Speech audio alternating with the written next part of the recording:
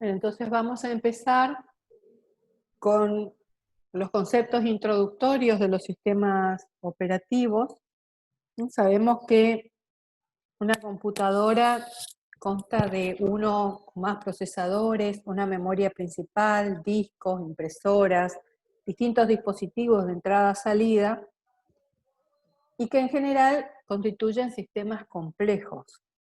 Si todos los programadores de aplicaciones tuvieran que pensar no solo en resolver los problemas que tienen que resolver para programar sus aplicaciones, sino también en, verificar el hardware, en asegurarse que si vamos a enviar a imprimir un archivo, por ejemplo, si la impresora está encendida, si tiene tinta, si tiene papel, si está en condiciones de imprimir o no,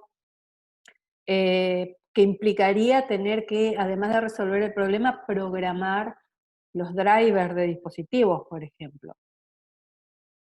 Pero bueno, eso no es lo que sucede, es decir, nosotros enviamos a imprimir un archivo, pedimos guardar, abrir un archivo, utilizamos el mouse, el teclado, vemos en el monitor, nos conectamos con otros equipos, y para nosotros es transparente, digamos, el sistema operativo logra abstraer toda la complejidad del sistema operativo eh, para hacerlo más sencillo para nosotros como usuarios o para los programas de usuario. Acá vemos un esquema general de los componentes principales en la interacción de un usuario o programa de usuario y la computadora. Vemos que en la parte inferior está el hardware, ¿sí?, que tiene los circuitos integrados, las tarjetas, los discos, teclado, monitor, todos los dispositivos que pueden conectarse. Y por encima del hardware está el software y el sistema operativo haciendo de interfaz entre los programas de usuario y el hardware. En todas las computadoras hay dos modos de operación, el modo kernel o modo núcleo o modo supervisor y modo usuario. En el modo kernel, el sistema operativo tiene acceso completo a todo el hardware y puede ejecutar cualquier instrucción de máquina, es decir, cualquier instrucción que la máquina sea capaz de ejecutar. El resto del software se ejecuta en modo usuario y cuando necesita realizar una operación privilegiada, por ejemplo, una operación de entrada-salida, lanza esta operación, pero la captura el sistema operativo a través de lo que se denominan las llamadas al sistema, y es el encargado de realizar esta operación en un modo protegido. Es decir, se realiza con programas especiales del sistema, o sea, los programas del sistema, que permiten interactuar con el hardware. La interacción nuestra como usuarios con el hardware es a través de lo que se conoce como shell o interfaz gráfica. O sea, el shell es cuando la interfaz es de texto, como en el caso de Unix, Linux, y Synology, que es cuando trabajamos con interfaz gráfica, que si bien está muy vinculada a Windows, todos los demás sistemas operativos también tienen las interfaces gráficas para quienes lo prefieran. Entonces el sistema operativo se ejecuta directamente sobre el hardware y ofrece la base para el resto de las aplicaciones de software. Es un programa de ejecución privilegiada que toma el control del procesador cuando lo necesita, es decir, no tiene que nadie le asigne el control del procesador, y define qué proceso va a obtener la CPU a continuación. Entonces el sistema operativo, cuando se ejecuta en modo núcleo, y cuando se ejecuta un proceso de usuario, lo hace en modo usuario. Hay una parte del sistema operativo que se denomina núcleo o kernel, que es el que tiene que estar cargado indefectiblemente en memoria al momento del arranque y en todo momento para que puedan llevarse a cabo todas las actividades, digamos, todos los pedidos de los programas de usuario. El resto, bueno, y esas actividades básicas son el control de hardware para la administración de memoria, es decir, poder ir asignando memoria a los procesos que solicitan ingresar, facilidades para la comunicación entre procesos, los manejos de interrupciones, la planificación básica, es decir, todo lo que interactúa directamente con el hardware.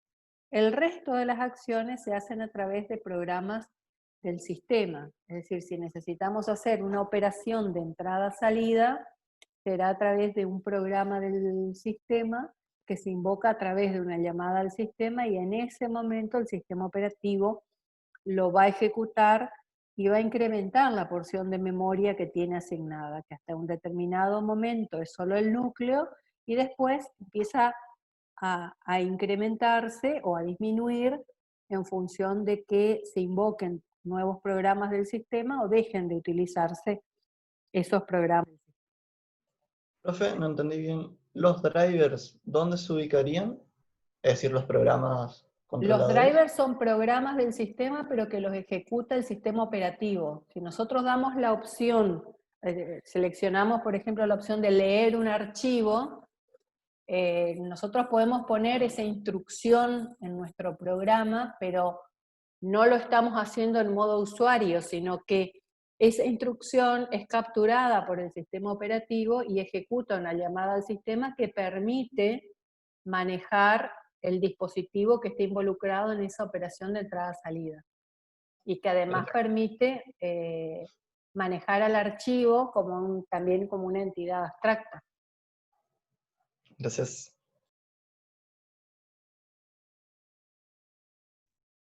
Bien, bueno, entonces, ¿qué es el sistema operativo? Existen dos visiones sobre los sistemas operativos.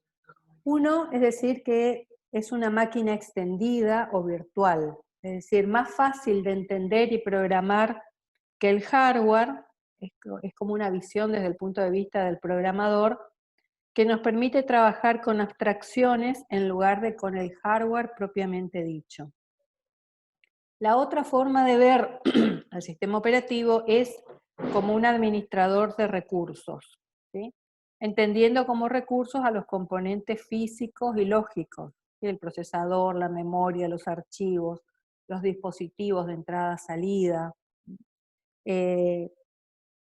Cuando un proceso es un programa en ejecución, y cuando un proceso requiere ejecutarse, o sea, para que un proceso se ejecute tiene que estar cargado en memoria. Cuando nosotros, por ejemplo, seleccionamos abrir un procesador de texto o abrir un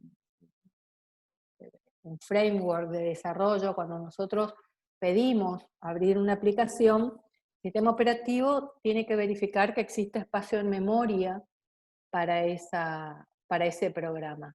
Si tiene espacio en memoria, lo va a cargar y lo va a cargar con sus datos y con la pila y con cierta información que tiene que llevar el sistema operativo sobre cada proceso. Entonces, el sistema operativo tiene que poder administrar correctamente todos estos recursos. Tiene que verificar que haya memoria suficiente, tiene que asignar la memoria de la mejor manera para que se produzca el menor desperdicio posible, para que la mayor cantidad de procesos puedan estar cargados en memoria y puedan ejecutarse en el procesador, pero también tiene que asegurarse de que todos los procesos consigan tiempo de uso en el procesador, es decir, que puedan ejecutar sus instrucciones y que puedan hacer operaciones de entrada-salida, y cuando un proceso pide hacer una operación de entrada-salida, libera el procesador para que otro proceso pueda ejecutarse, y el sistema operativo el que tiene que decir que de todos los procesos que están esperando, cuál va a poder tener acceso a la CPU. ¿Qué significa tener acceso a la CPU? La CPU es única, y hay un solo contador de programa, y hay un solo juego de registros accesorios, y hay un solo acumulador, un solo juego de registros índices. Por lo tanto, por vez se ejecuta un único proceso. Está en el caso de esquemas de monoprocesador, ¿no es cierto?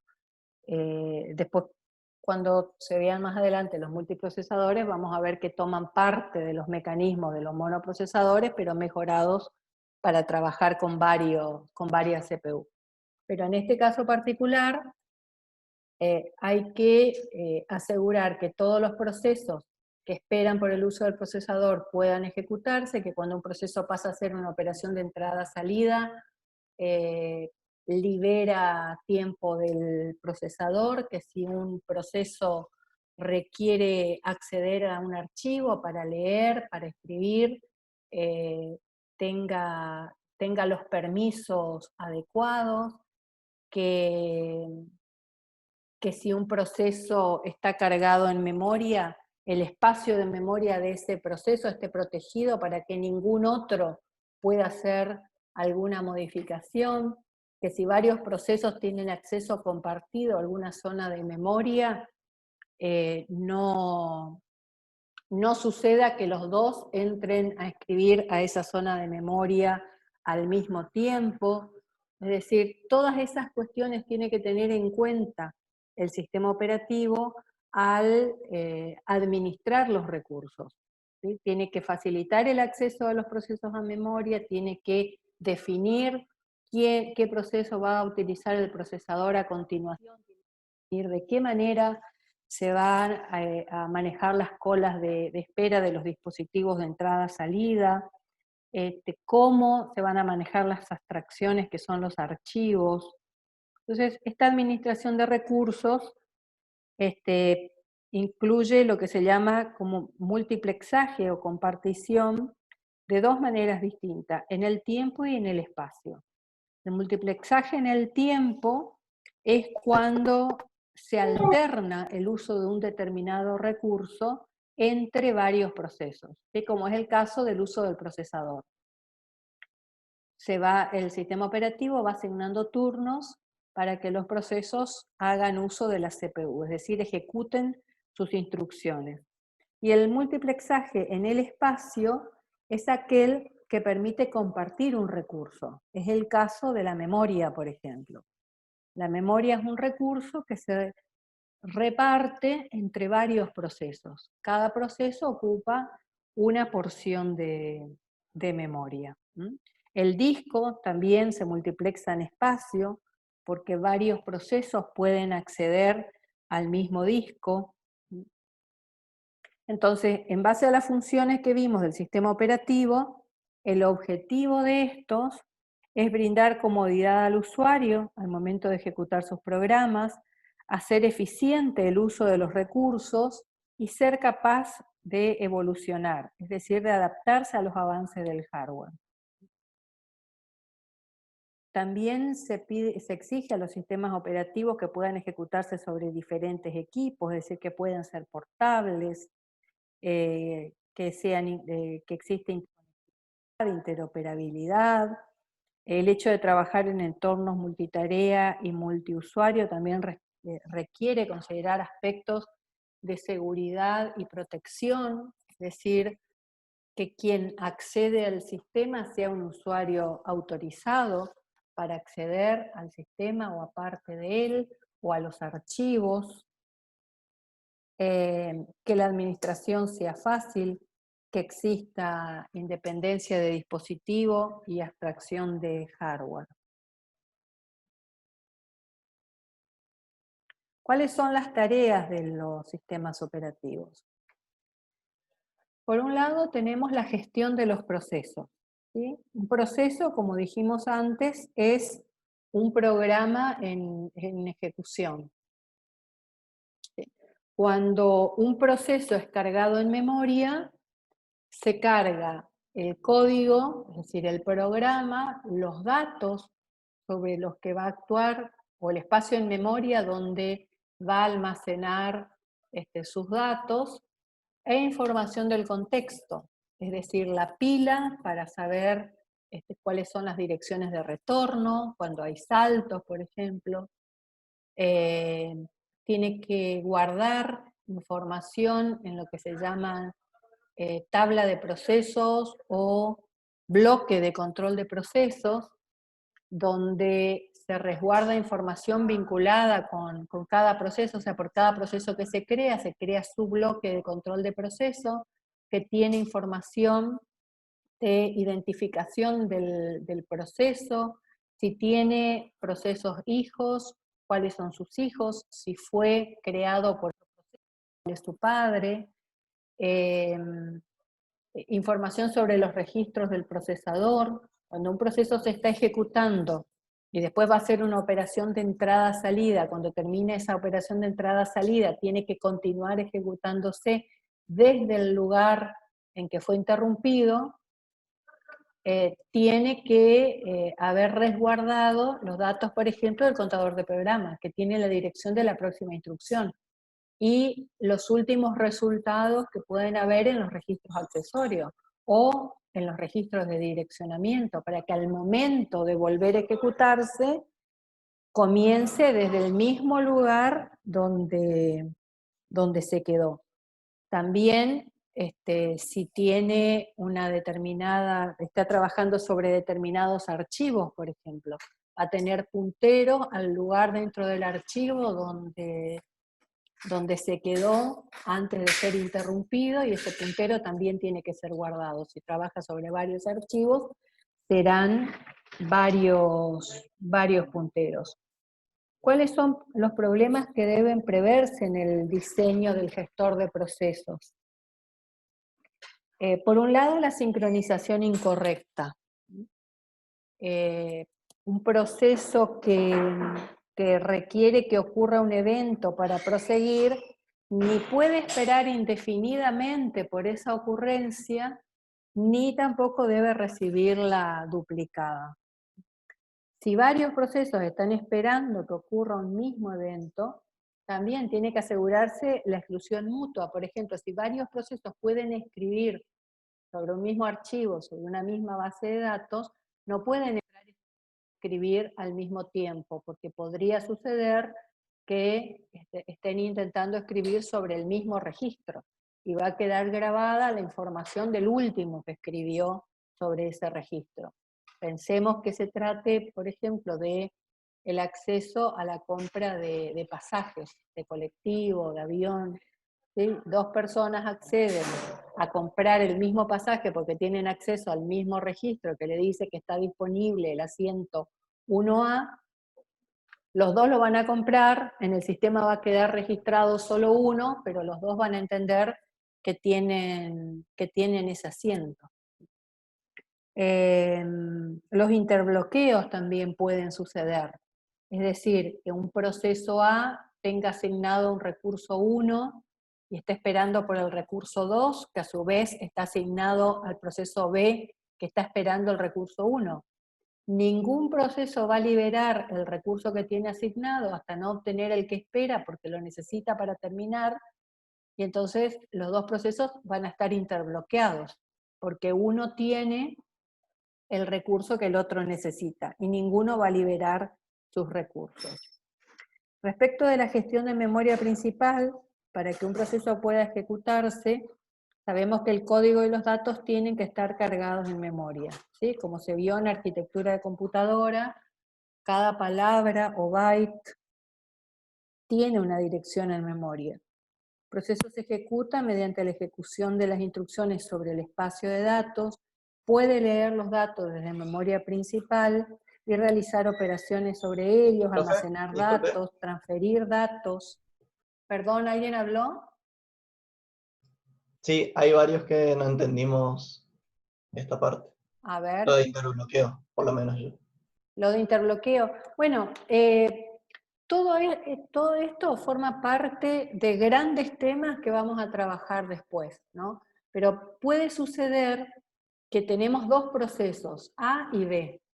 A tiene asignado un recurso 1 y B tiene asignado un recurso 2. A necesita el recurso 2 para poder terminar y B necesita el recurso 1 para poder terminar. Ninguno de los dos va a liberar el recurso que tiene asignado. Y los dos están esperando el recurso del otro. Entonces quedan bloqueados porque los dos están esperando por un recurso para terminar, ninguno de los dos libera el recurso que ya tiene asignado, y entonces quedan en una situación como de una espera circular, ¿sí? Eso es algo que se debe tratar de evitar, es decir, que no suceda, que no se llegue a esa situación. Y hay mecanismos para resolver esto.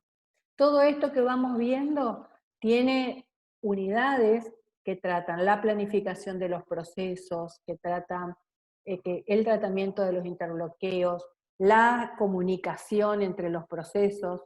Esto es una introducción para tener una mirada general sobre el concepto de los sistemas operativos y todos los temas que abarca, que después la vamos a desarrollar bien en profundidad con todos los métodos, los algoritmos, todo lo que implica cada uno de los problemas.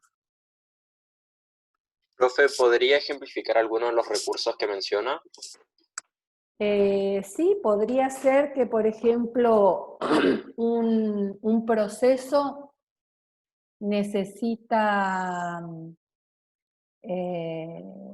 ver, supongamos que tenemos un dispositivo de almacenamiento que no es el disco, que sea, no sé, un CD, donde tenemos un determinado archivo que queremos imprimir y pedimos la impresora, y la impresora no fuera compartible.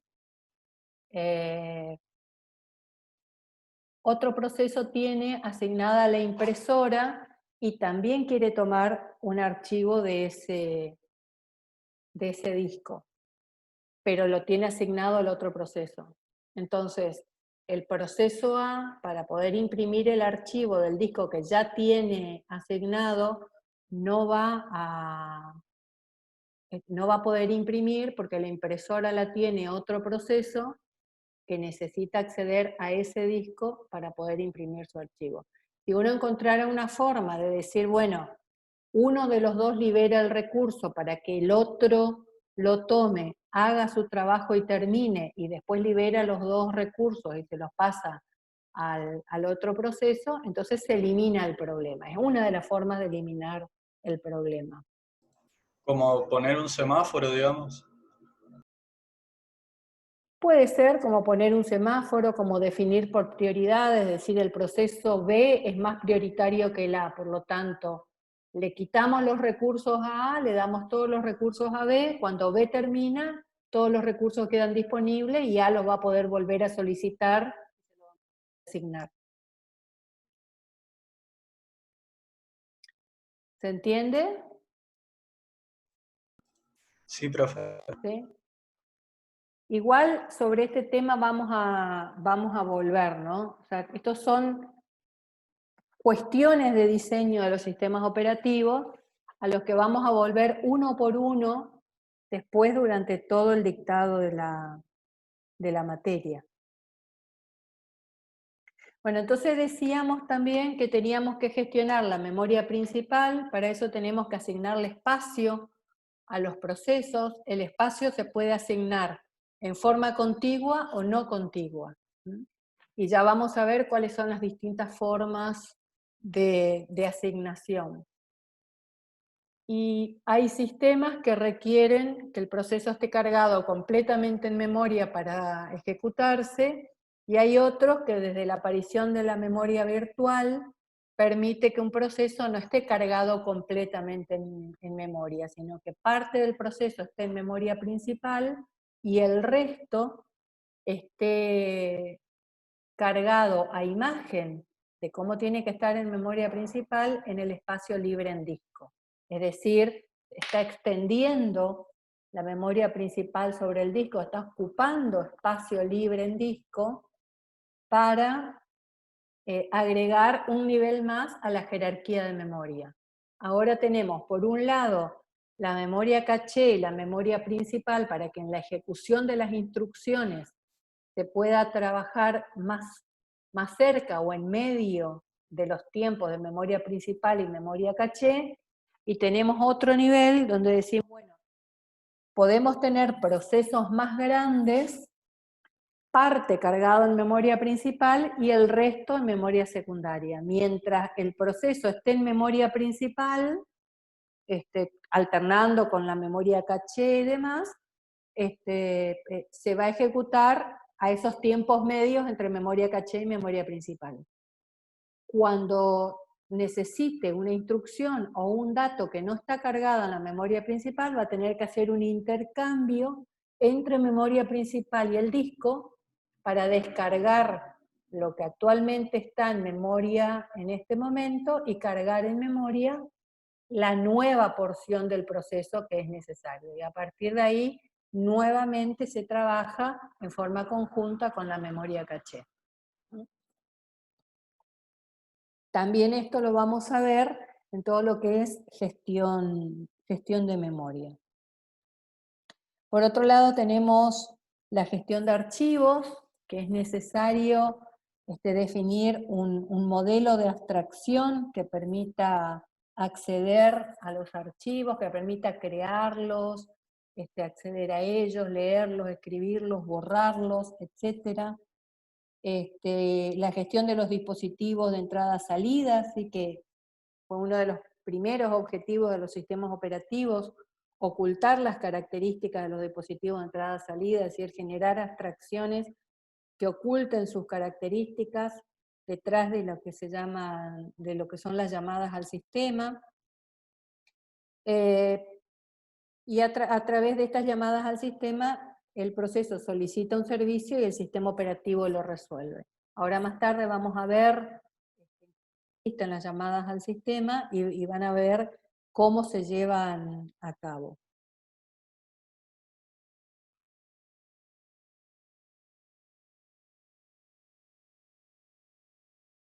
Bueno, entonces, ¿cuáles son los servicios del sistema operativo? Bueno, el control de la ejecución de procesos, la asignación de memoria principal, el acceso controlado a archivos y dispositivos de entrada-salida. ¿Qué significa acceso controlado a archivos? Que puedan acceder a un archivo quienes tienen permiso para acceder al archivo, no cualquiera, si es un archivo que requiere protección, ¿no? Y a los dispositivos de entrada-salida a través de las llamadas al sistema. Planificar el uso del procesador, asignar memoria secundaria, es decir, asignar espacio en disco, detectar y corregir errores de hardware y de software, responder ante la dificultad para atender una solicitud, ¿sí? Si un proceso solicita acceder a memoria y no hay memoria suficiente, tiene que encontrar la forma de no decirle que no al proceso, ¿sí? Y para eso existen lo que se llaman procesos suspendidos, que lo vamos a ver cuando veamos planificación de procesos.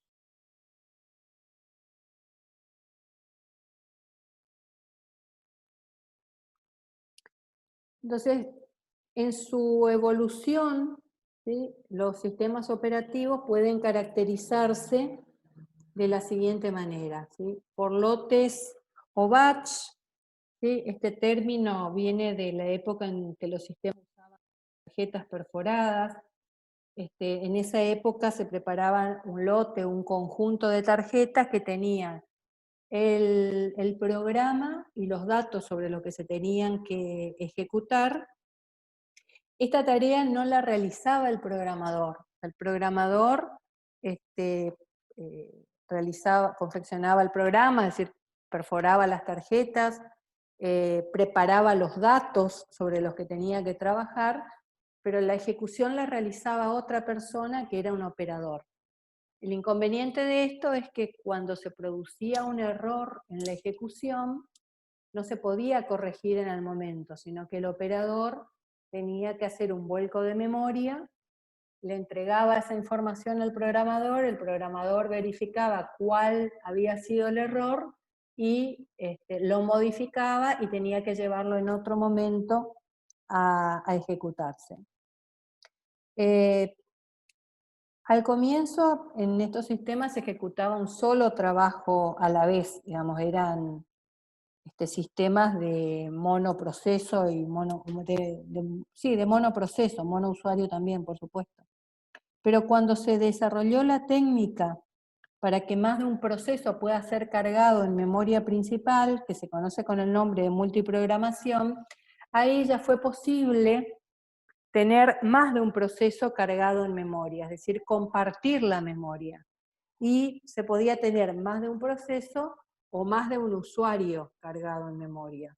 Entonces surgen los sistemas de tiempo compartido, donde lo que se necesitaba era compartir recursos, principalmente la CPU y la memoria. Entonces, al compartir memoria existían varias terminales, en cada terminal había un usuario diferente que ocupaba un determinado espacio de memoria y alternaban con los demás en el uso del procesador. Por supuesto era el sistema operativo el que definía cuál era el próximo proceso a ejecutarse y cuál era el espacio en memoria a asignar a cada uno.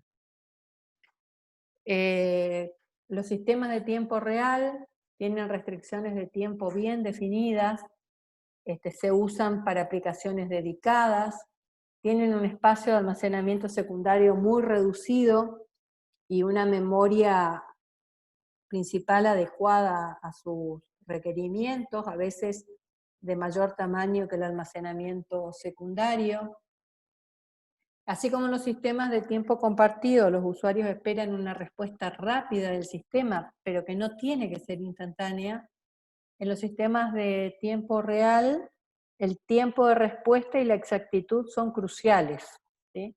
Si pensamos, por ejemplo, en aplicaciones médicas, ¿sí? En sistemas que controlan equipos médicos, sistemas de vuelo, por ejemplo, sistemas de alarmas contra incendio, ahí es necesaria la respuesta casi instantánea, exacta, o sea, en el tiempo justo y la respuesta que corresponde. También tenemos los sistemas paralelos, que son sistemas de múltiples procesadores, en los cuales la CPU comparten como mínimo el bus y el reloj. A veces comparten también.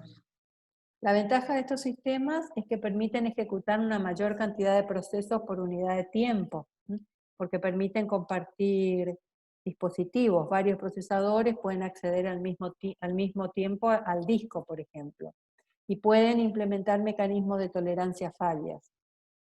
Esto significa que ante fallo de alguna parte del sistema, el resto pueda seguir funcionando, aunque con cierta degradación en la prestación del servicio. El multiprocesamiento puede ser simétrico o asimétrico. El simétrico es cuando los procesadores comparten un único espacio de direcciones y acceso a todos los recursos. Y cada procesador tiene una copia idéntica del sistema operativo, esas copias se comunican entre sí si fuera necesaria. En los asimétricos, uno de los procesadores dirige y distribuye la actividad entre los restantes, y también existen algunos equipos que duplican el hardware y el software para prevenir fallas, ¿sí? Todo esto están dentro de lo que son sistemas paralelos, es decir, múltiples procesadores, pero compartiendo bus y reloj seguro y en algunos casos memoria y periférico. Los sistemas distribuidos tienen también múltiples procesadores, pero no comparten memoria física ni reloj, ¿sí? La ventaja que tienen es que se pueden compartir recursos y la compartición de recursos es transparente para el usuario. Y si bien tienen diferentes memoria, diferentes relojes, son varios procesadores, para el usuario el sistema operativo hace transparente que está accediendo a equipos diferentes, a procesadores diferentes y demás. Todo es como si estuviera trabajando en su mismo entorno de trabajo. A diferencia de los sistemas operativos de red, donde el usuario sí sabe que hay varios equipos que son diferentes entre sí, hay posibilidad de acceder a ellos en forma remota, pero hay que saber a cuál se quiere acceder y hay que conectarse explícitamente con ese. Y por último, están los sistemas cliente-servidor, donde existe un proceso que solicita un servicio, que es el cliente, y está el que administra el servicio y lo entrega a los clientes, como puede ser el caso de un servidor de impresión, ¿sí?